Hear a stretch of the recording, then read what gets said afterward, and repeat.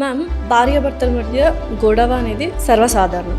But ఎక్కువగా రెగ్యులర్గా వినే మాటలు ఏంటంటే, నేను ఎంత ప్రేమ చూపించినా నన్ను అస్సలు పట్టించుకోవడానికి భార్య, భర్త ఏమో నేను ఎంత కష్టపడి పని చేస్తుంది మీకోసమే కదా, మీరు అర్థం చేసుకోరని భర్తలు.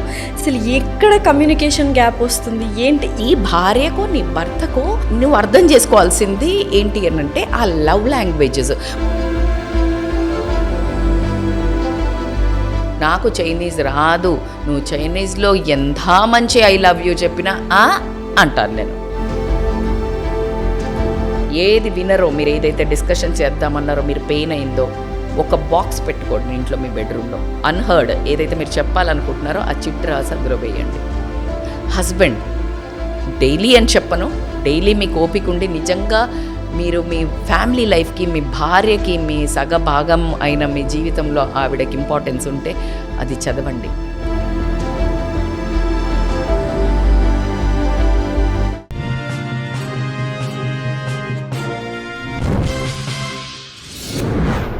Hello everyone. సో ఇప్పుడున్న ప్రజెంట్ సిచ్యుయేషన్లో బోల్డ్ అన్ని ప్రాబ్లమ్స్ ప్రతి ఒక్కరు ఫేస్ చేస్తున్నారు. రిలేషన్షిప్ వైజ్ కావచ్చు, ఫినాన్షియల్ స్ట్రెస్ కావచ్చు, ఎమోషనల్ బ్యాగేజ్ కావచ్చు, ఇలా బోల్డ్ అన్ని ప్రాబ్లమ్స్ ఫేస్ చేస్తున్నారు.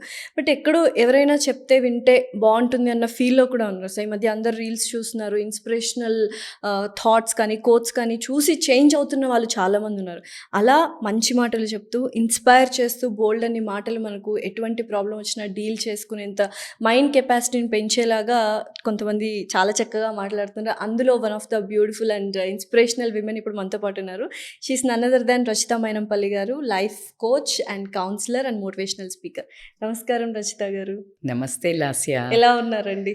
Awesome, beautiful. మ్యామ్, భార్యాభర్తల మధ్య గొడవ అనేది సర్వసాధారణం. బట్ ఎక్కువగా రెగ్యులర్గా వినే మాటలు ఏంటంటే, నేను ఎంత ప్రేమ చూపించినా నన్ను అస్సలు పట్టించుకోవడానికి భార్య, భర్త ఏమో నేను ఎంత కష్టపడి పని చేస్తుంది మీకోసమే కదా, మీరు అర్థం చేసుకోరని భర్తలు. అసలు ఎక్కడ కమ్యూనికేషన్ గ్యాప్ వస్తుంది ఏంటి? ఈ కంప్లైంట్ ఏదైతే ఉందో it's very regular and very normal thing, చూస్తూనే ఉంటాం. అసలు ఎక్కడి నుంచి వస్తుంది ఈ ప్రాబ్లం? బేసికల్గా ఎక్కడ చూసినా ఈ టాపిక్ ఏంటంటే, మీకు ఒక మంచి మూవీ వచ్చింది అనుకోండి, ఏదైనా ఒక బాహుబలి వచ్చింది అనుకోండి, మనము తెలుగు బాహుబలిని తీసుకెళ్ళి మనం ఒక మలయాళీ వాళ్ళ దగ్గరికి వేసాం. సినిమా ఎక్స్ట్రాడినరీ పిక్చర్, డౌటే లేదు. వాళ్ళకి ఏమైనా అర్థం అవుతా? తెలుగులో వేస్తే అర్థం కాదు, లాంగ్వేజ్ లాంగ్వేజ్ అర్థం కాదు కదా. ఎగ్జాక్ట్గా నీ ఫ్యామిలీలో ఇప్పుడు భర్త అసలు విపరీతంగా కష్టపడుతున్నాడండి.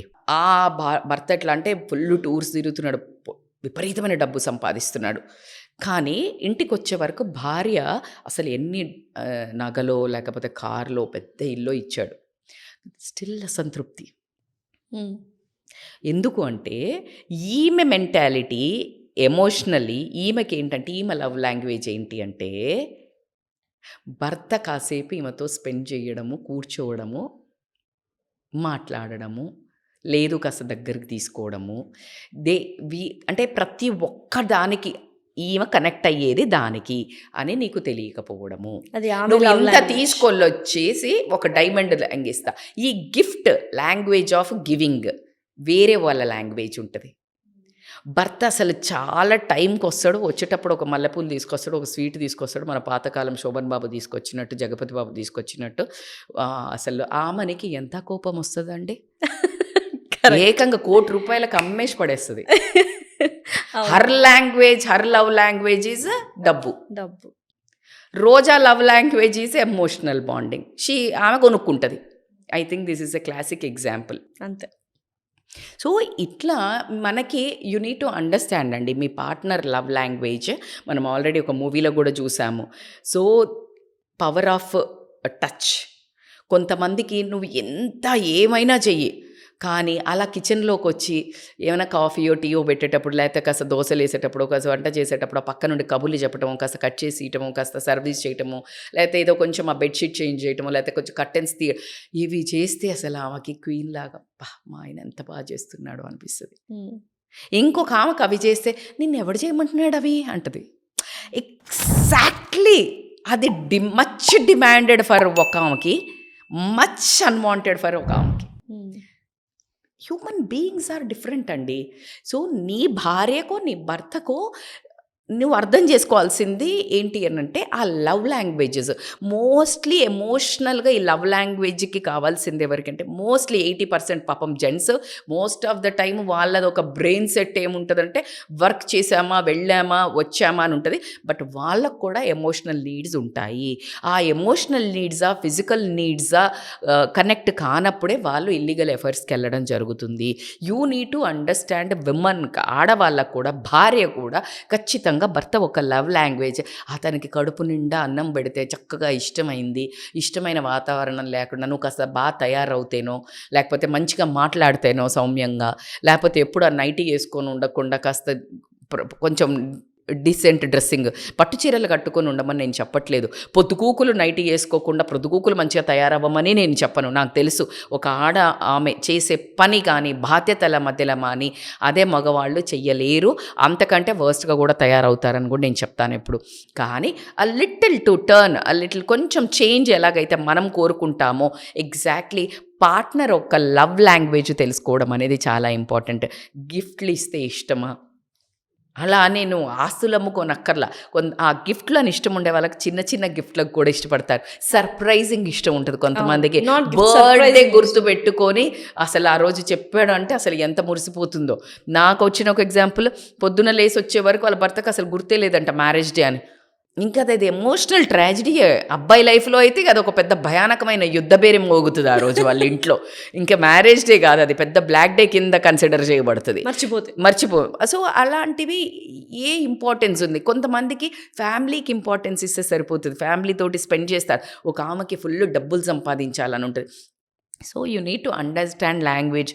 నాకు చైనీస్ రాదు, నువ్వు చైనీస్లో ఎంత మంచి ఐ లవ్ యూ చెప్పినా అంటాను నేను, అంతే. సో నేను ఐ లవ్ యూ చెప్పిన మేడం, ఆమెకి ఇంటలేదు మేడం అంటే ఆమెకు అర్థమయ్యే లాంగ్వేజ్లో చెప్పు. నేను అన్నీ చేస్తున్నాను మేడం, నేను అయినా ఆమె నన్ను పట్టించుకుంటలేదు మేడం, నేను చేసేది ఆమె లాంగ్వేజ్లో చూపించు. నీ ఎఫర్ట్స్లో ఒక 10 to 15, 20% నువ్వు లాంగ్వేజ్ కనెక్ట్ అయ్యి అది చూపించడంలో మొదలు పెడితే ఫస్ట్ అన్నిటికంటే ముఖ్యమైన language every women badly need ఏంటంటే వినడం, listening. Most of the women are stressed only because unheard. ఆ పెయిన్ని ఫీల్ అవ్వకపోవడము, ఏది చెప్పినా వదిలేయి, మళ్ళీ మాట్లాడదాం, దీనికే ఏంటమ్మా, మా అమ్మ ఇదే అన్నది కదమ్మా, అక్కడికి ఇలా పోతే ఏమవుతుంది, అది వాళ్ళ లైఫ్లో అవి పెద్ద అన్రిసాల్వ్డ్ థింగ్స్. ఎలా అంటే నువ్వు 35 మార్క్స్కి పాస్ అవుతా అన్నప్పుడు ఆ 30th మార్క్ దగ్గరే ఉంటే ఈ ప్రాబ్లం సాల్వ్ చేస్తే పాస్ అవుతావు, అంతే. You keep on avoiding problems. ఇప్పుడు మొదలు పెడితే గొడవ అవుతుంది అని నువ్వు వెళ్ళిపోతావు, అదొకటి చిట్టా. మళ్ళీ వెళ్ళిపోతావు, అదొక చిట్టా. ఒక బాక్స్ ఎప్పుడైతే అన్హర్డ్, మీ వాళ్ళు ఎవరైనా వినకుండా మీ ప్రాబ్లమ్స్ ప్రతిసారి పోయినప్పుడు అది ఏమి వినలేదో, ఇప్పుడు ఒక మంచి టిప్ చెప్తున్నాను, రాసుకోండి. ఏది వినరో, మీరు ఏదైతే డిస్కషన్ చేద్దామన్నారో, మీరు పెయిన్ అయిందో, ఒక బాక్స్ పెట్టుకోండి ఇంట్లో మీ బెడ్రూమ్లో. ఓకే, పెట్టుకొని అన్హర్డ్ ఏదైతే మీరు చెప్పాలనుకుంటున్నారో ఆ చిట్ రాసి అందులో వేయండి. హస్బెండ్, డైలీ అని చెప్పను, డైలీ మీకు ఓపిక ఉండి నిజంగా మీరు మీ ఫ్యామిలీ లైఫ్కి, మీ భార్యకి, మీ సగభాగం అయిన మీ జీవితంలో ఆవిడకి ఇంపార్టెన్స్ ఉంటే అది చదవండి. ప్రతిదానికి సొల్యూషన్ ఉండదు.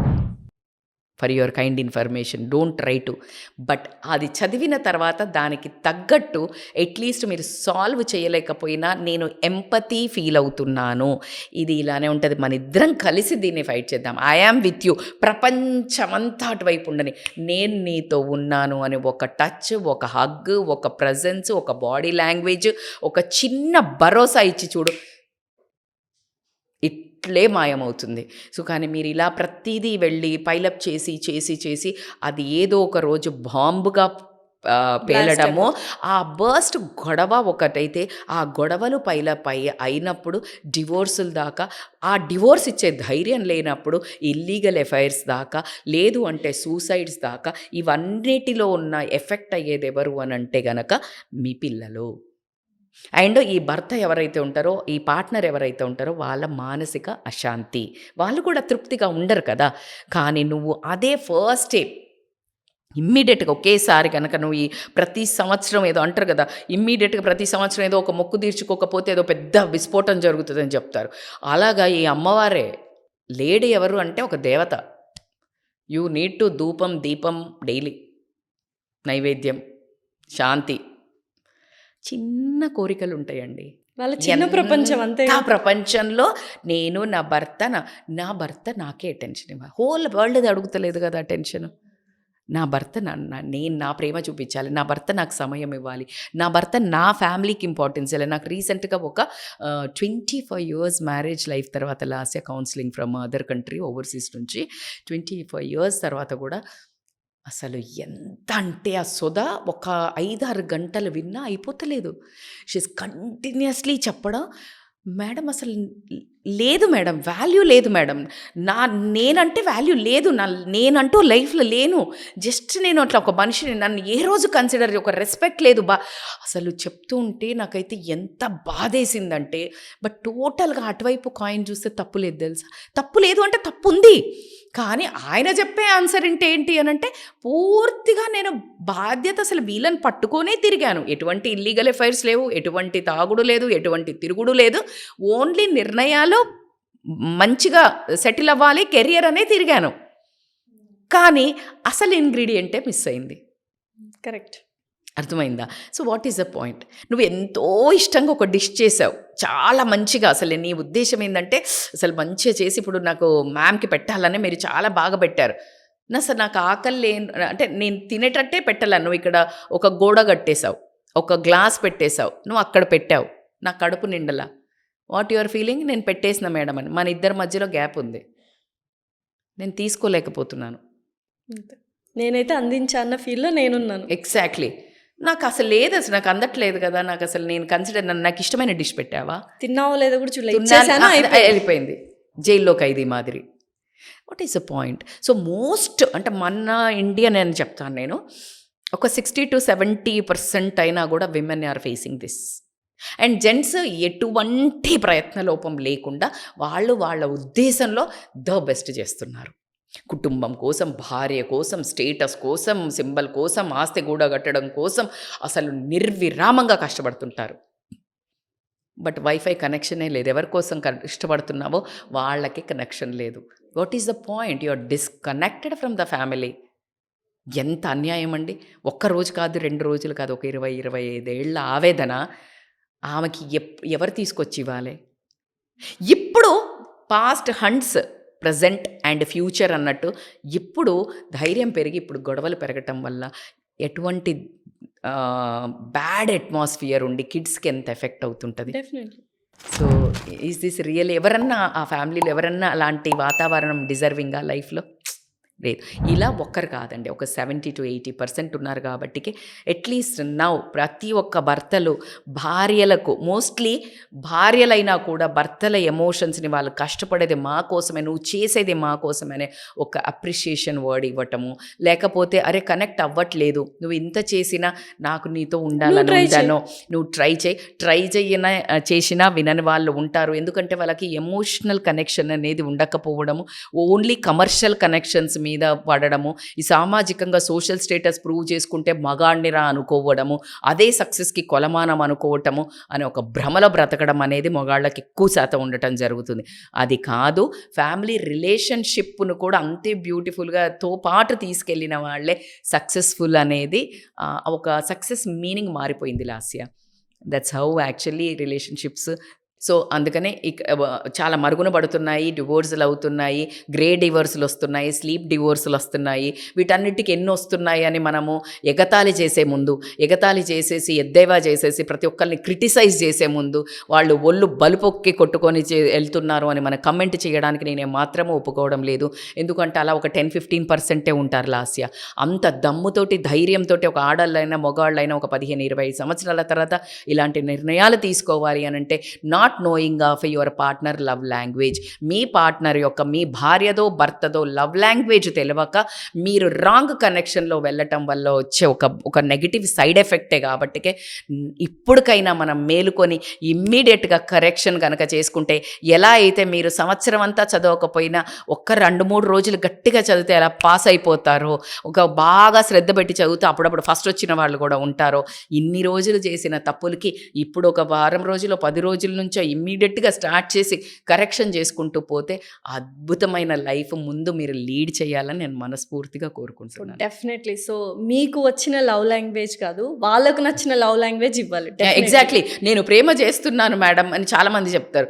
నీకు నచ్చినట్టు చెయ్యటం కాదు, ఆ ఎదుటి మనిషికి ఎలా చేస్తే ఇష్టమో అలా చెయ్యటమే love language. Thank you so much. Thank you.